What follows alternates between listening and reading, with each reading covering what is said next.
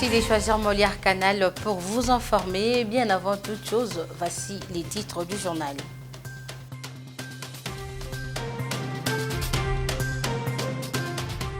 Martin Fayulu et Théodore Ngoy invités à l'office du procureur général près la cour d'appel de Kinshasa-Gombe, dont les motifs leur sera communiqué sur place au regard du contenu de l'invitation judiciaire.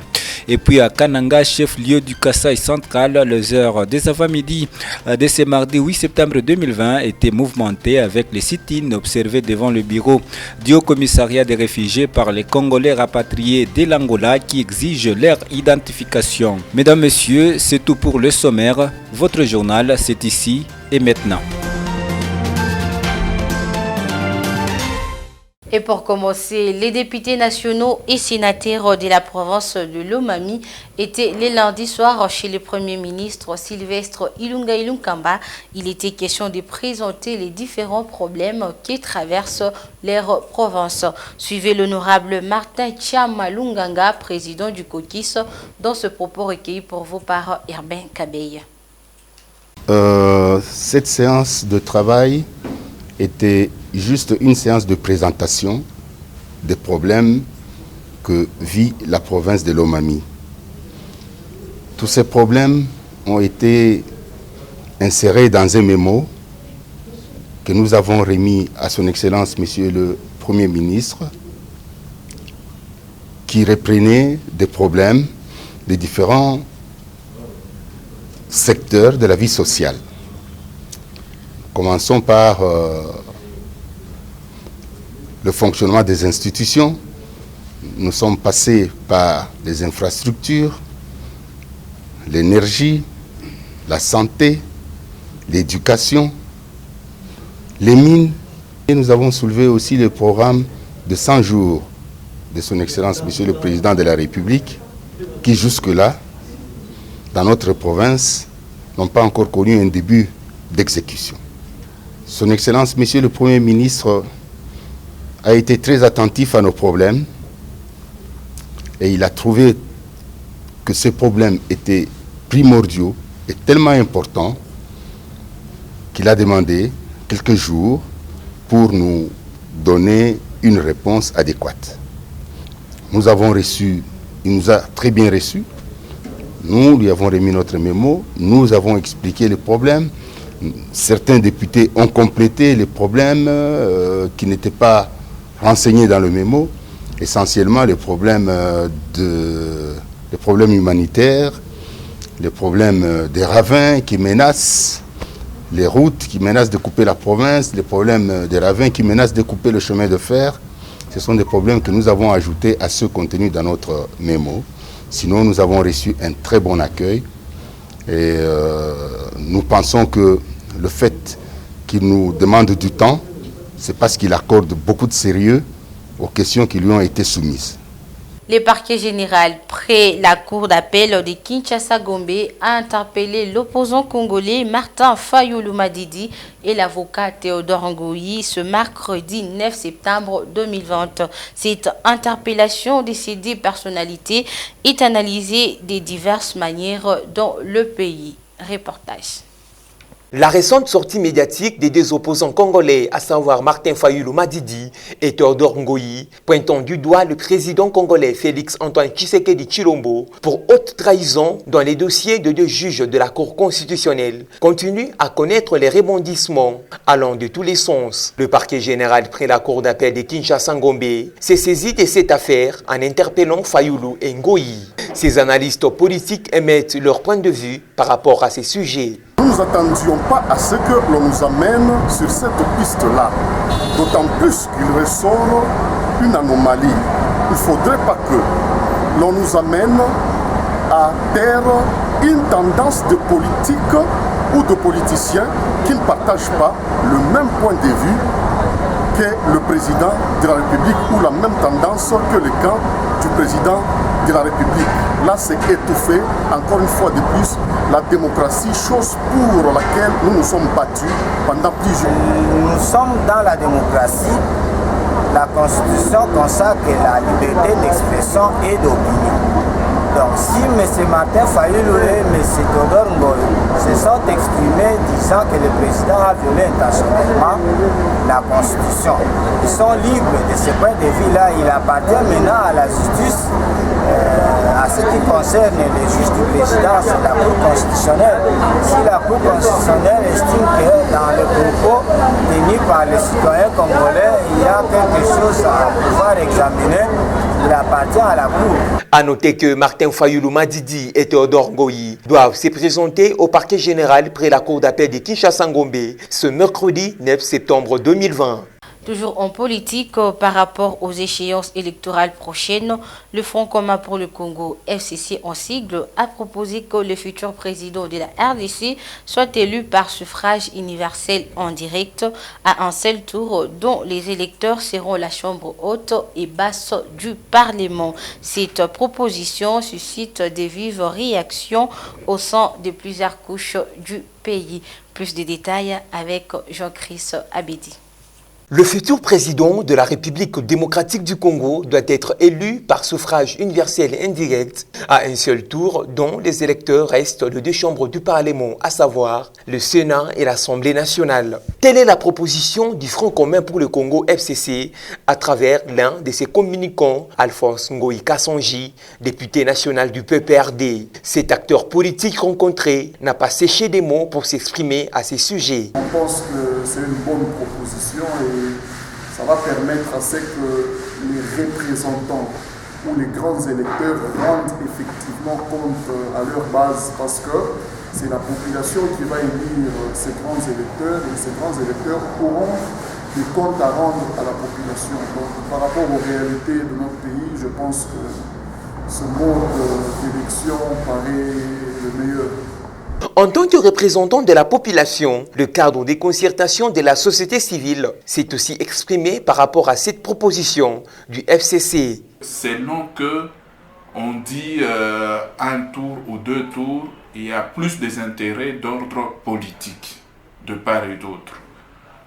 Ce n'est pas que nous ne pouvons pas leur refuser cela, c'est de leur droit, parce que la politique, c'est se maintenir d'une part au pouvoir ou conquérir le pouvoir. Mais ce qu'il faut souligner pour nous en tant que population, c'est que tout ce qui doit être fait pour l'amélioration, dans le sens d'améliorer, dans le sens d'aller de l'avant, bref, dans le sens de défendre les intérêts de la population.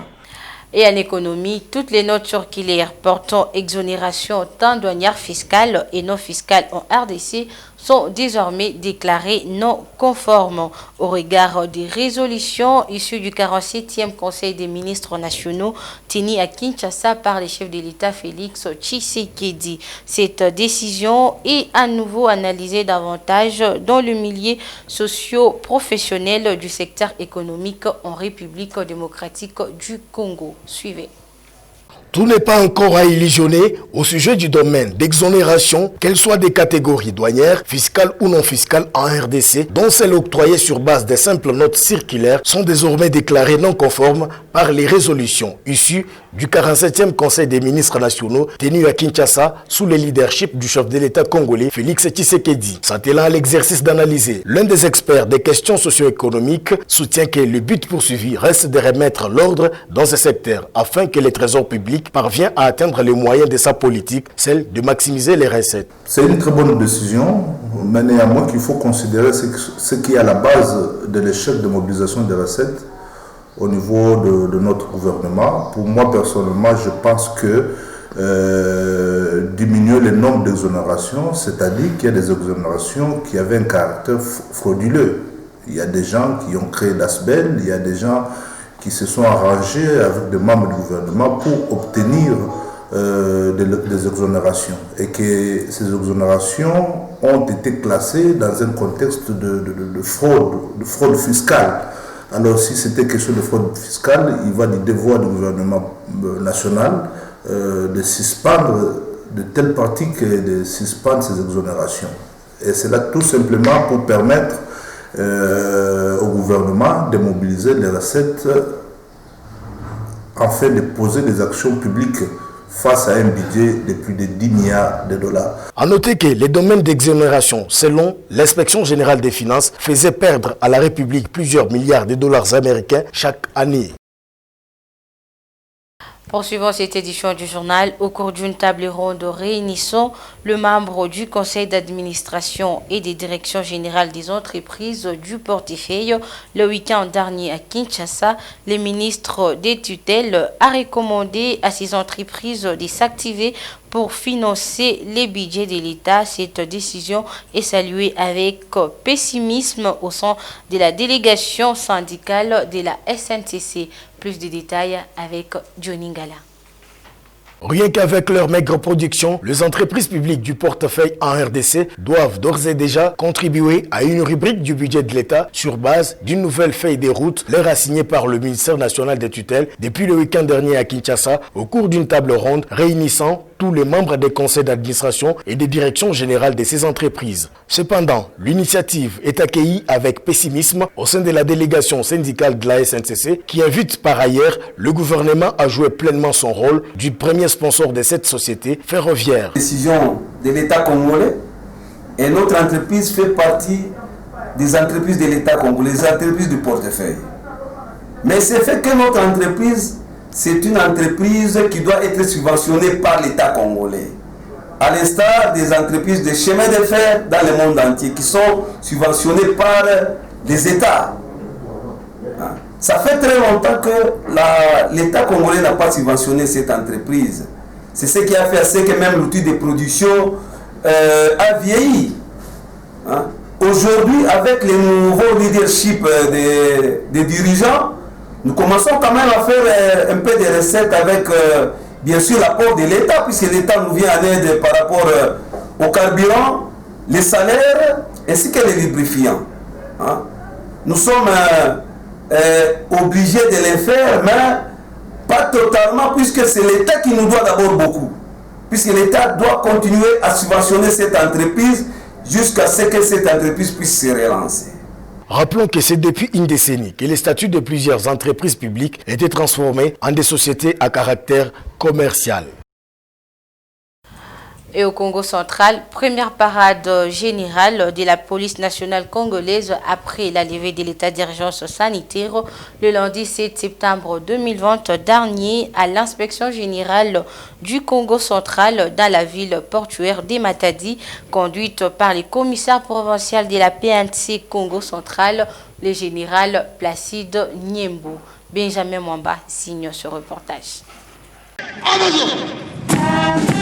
C'est ce lundi 7 septembre 2020 que la PNC, commissariat provincial du Congo central, sous le commandement du général Placide Niembo, commissaire provincial, que le premier rassemblement des hommes en uniforme s'est tenu à l'air état-major général dans la ville de Matadi. Première parade depuis la levée de l'état d'urgence sanitaire par le commandant suprême des forces armées de la République, Félix Antoine Tshisekedi Tshilombo. Très attentifs, les policiers de toutes les unités confondues de la province du Congo central ont été soumis à une leçon de morale juste après une prière dite par celui-ci. Général Placide Niembo a avant tout félicité ces hommes pour l'observance des mesures sanitaires contre la maladie à coronavirus.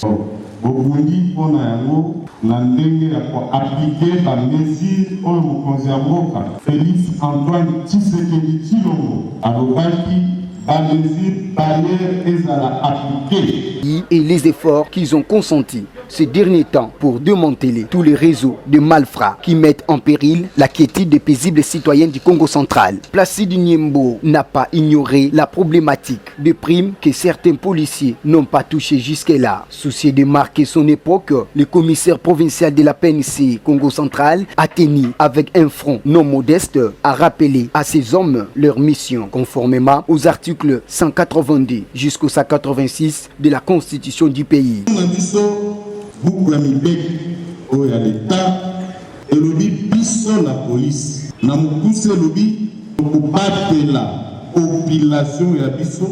Il a par la même occasion invité chaque policier à faire preuve de la discipline, du respect de la hiérarchie, de la lucidité et d'éviter le vagabondage.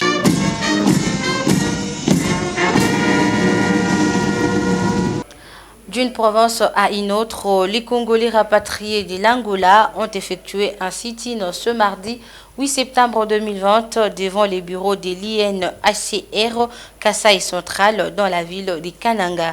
Ils réclament l'identification et vérification car ils estiment qu'il y a des intrus dans l'air effectif des départs. Soleil Toumba signe ce reportage.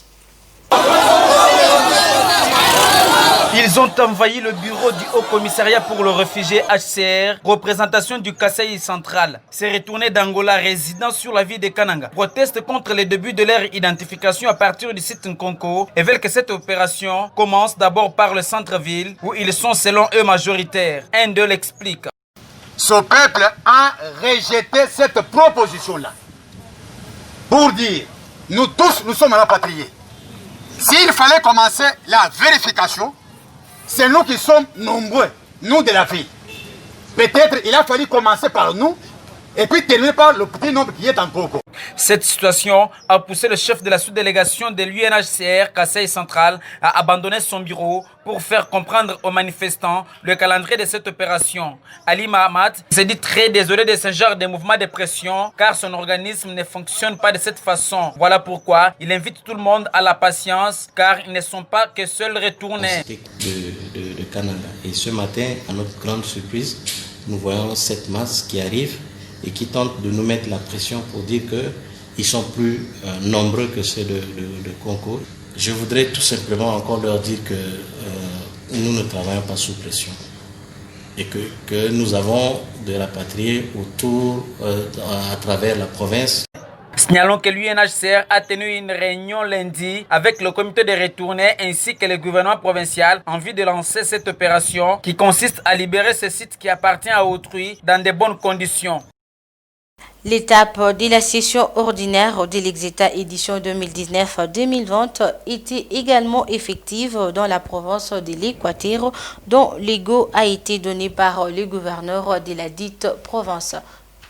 12 225 élèves finalistes du secondaire participent à la passation de l'épreuve de l'examen d'État édition 2019-2020 dans la province éducationnelle de l'Équateur, dont 7 906 garçons et 4 319 filles répartis dans 39 centres. La cérémonie du lancement a eu lieu à l'Institut technique industriel et professionnel Mbeka-Bila de la ville d'Mbeka en présence du gouverneur de cette province, Bobo Bobolo Kobolumbo, entouré de son gouvernement. Dans son speech, le directeur éducationnel de l'EPST Équateur a exhorté à tous les candidats de rester sereins et de travailler avec assiduité en faveur de leur réussite avant de certifier que la fin de ces épreuves de 4 jours va marquer la fin de l'année scolaire 2019-2020.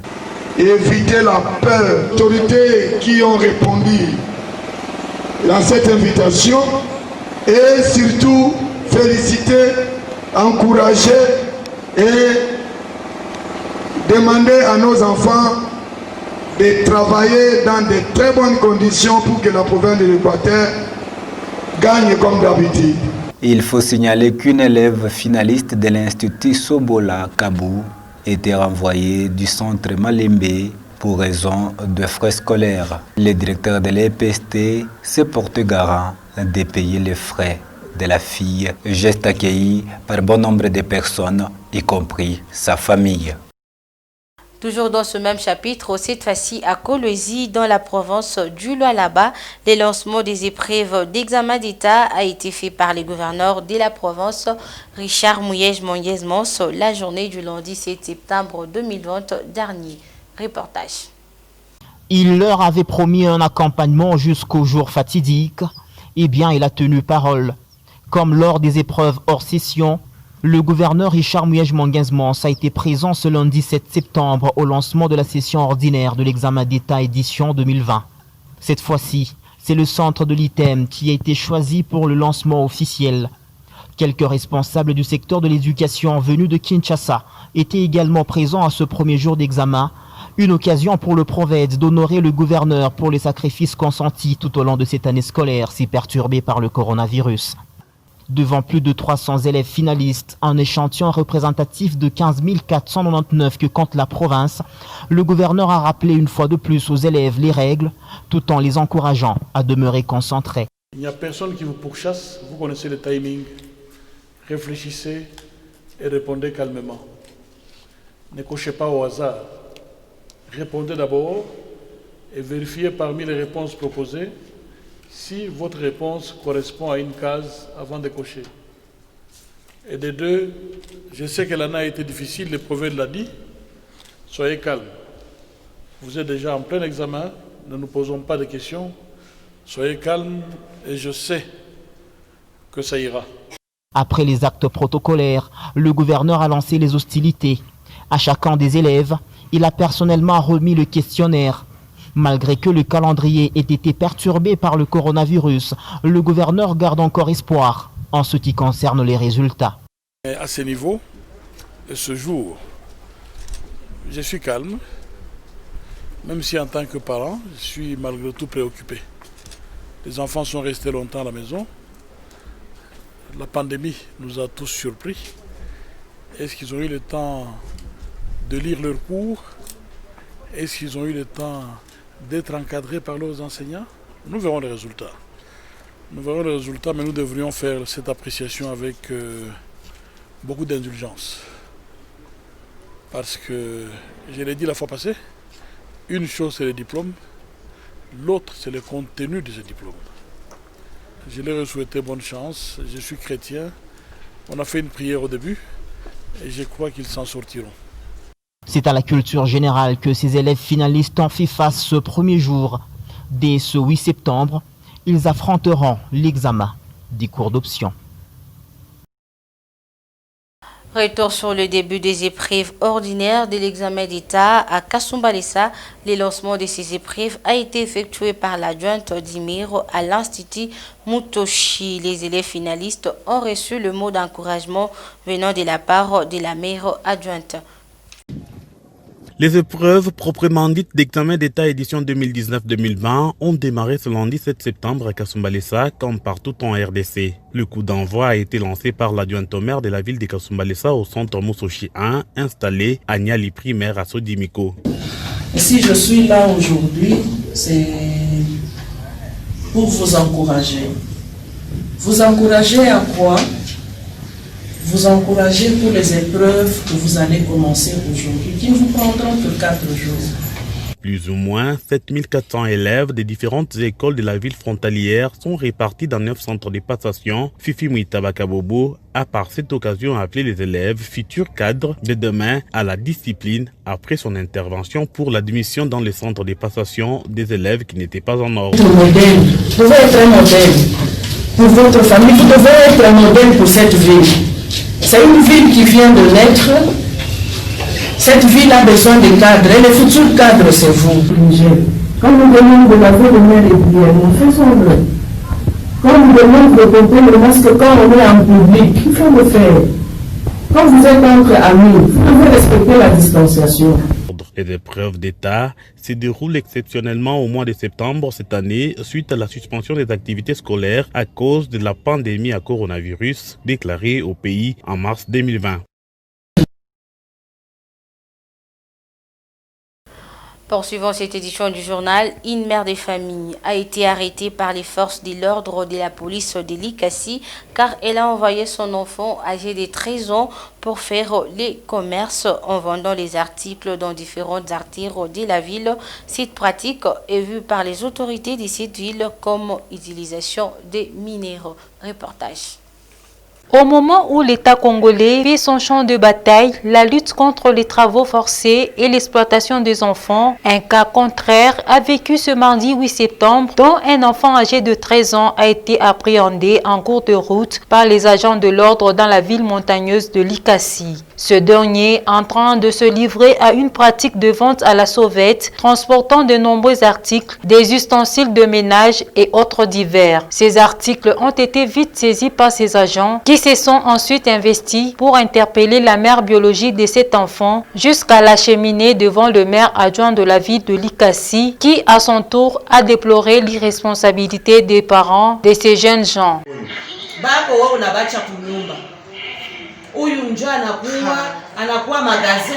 Tes enfants sont à la maison, celui-ci est devenu le magasin. Où sont ses parents? Il faut avoir un cœur de mère dont tu es en train de l'exploiter. Et s'il est cogné, vous donnerez la responsabilité à l'État.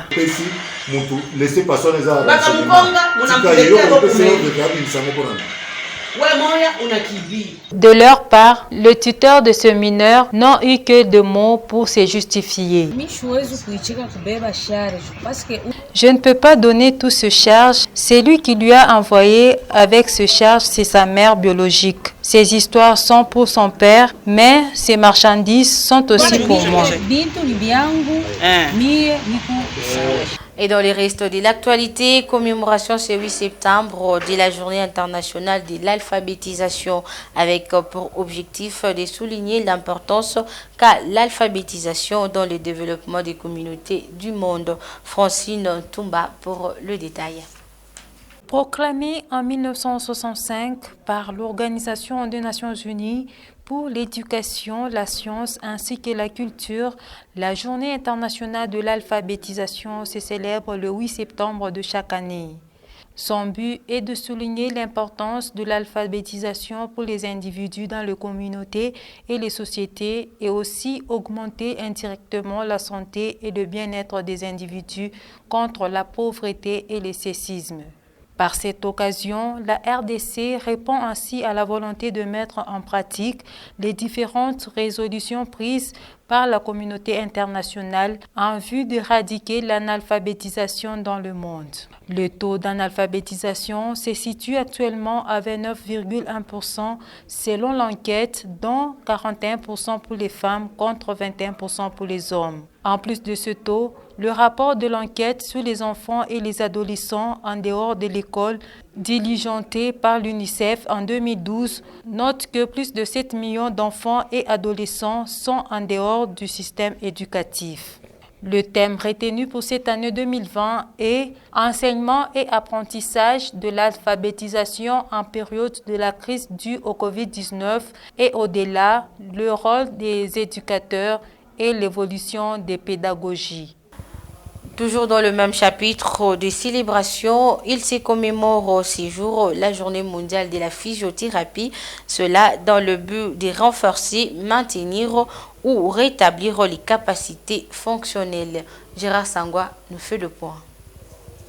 La journée mondiale de la physiothérapie est célébrée ce mardi 8 septembre 2020, une discipline paramédicale qui emploie des techniques de massage et de gymnastique médicale dans le but de renforcer, maintenir ou rétablir les capacités fonctionnelles. Cette journée a été instituée en 2008 par World Confederation for Physical Therapy et relayée dans de nombreux pays du monde. Contacté à l'occasion, ce corps médical définit l'importance de la physiothérapie. La physiothérapie, étymologiquement parlant, ça veut dire le traitement par la nature, par tout ce qui est naturel.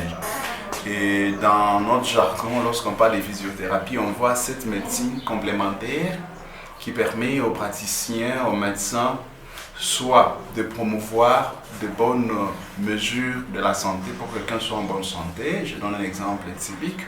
Le fait de rester assis plus de 2 heures sur un endroit, ça s'appelle sédentarité et c'est un facteur de risque cardiovasculaire. Alors, lorsqu'on vous demande d'avoir une activité physique régulière, ça permet de rendre souple vos muscles, y compris les muscles du cœur, et ça peut éloigner tant soit peu des complications liées au système cardio-respiratoire.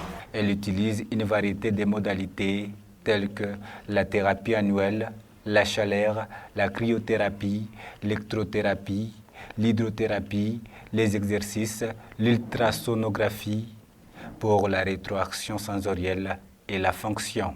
Et voilà, mesdames et messieurs, c'est par cette information liée à la célébration de la journée mondiale de la physiothérapie qui prend fin cette édition du journal sur les antennes du Molière Canal.